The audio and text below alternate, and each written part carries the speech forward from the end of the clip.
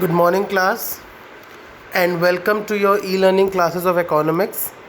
Students, in this lecture, that is lecture number 3, we are going to start your next chapter, that is banking, from your book Macroeconomics. In last two lectures, we completed chapter number 5, money. Now we are going to start chapter number 6, banking. What is a bank? According to can cross, bank एक financial intermediary है जो loans और dates दोनों में deal करता है.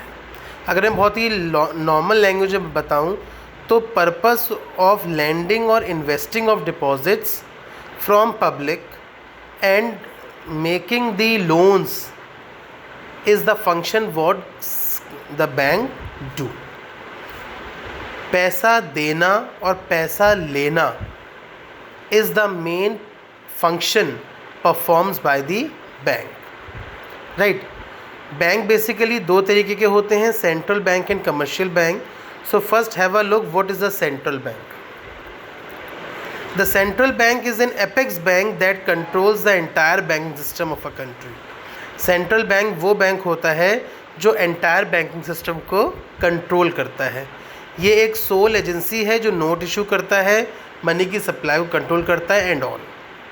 My dear students, I must tell you this thing that money creation topic is left from your book, that we will cover in your next lecture when I'll explain you what is CRR and what is SLR. So central bank क्या होता है? Central bank is the main bank of the country. Central bank country का main bank होता है जो पूरे country के banking system को control करता है. उसके अलावा ये गवर्नमेंट के लिए भी बैंकिंग का काम करता है, सबके लिए काम करता है. So there are main functions of the central bank. Central bank के कुछ फंक्शंस हैं. Students, this is one of the very important topic for your boards. So what are the functions of central bank? Number 1, bank of issuing note. Central bank is the bank which issues the note for the public.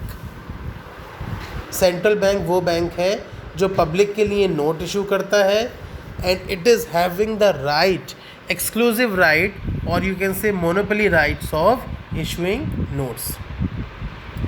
The next function is banker to the government. Central bank is a banker, agent and financial adviser to the government. Central bank एक banker है, agent है, financial adviser है government के लिए. Banker होने के नाते वो सारे गवर्नमेंट के अकाउंट्स मैनेज करता है. As a government, it sells securities. As advisor, it frames the policies.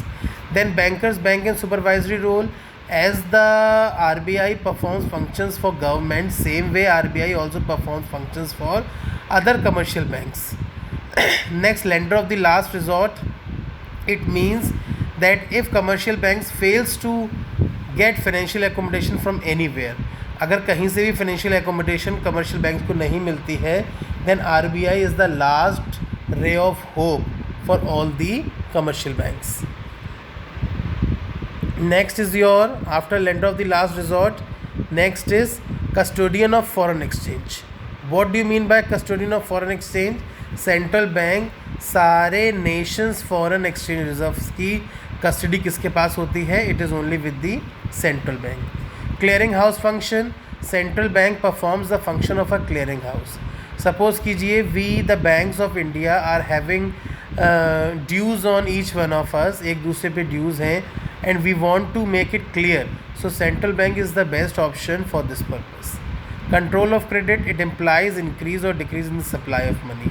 अगर मनी क्रिएशन को कितना छोड़ना है, कितना मनी रोकना है, कितना मनी सर्कुलेट करना है मार्केट में, all these decisions are taken by RBI only.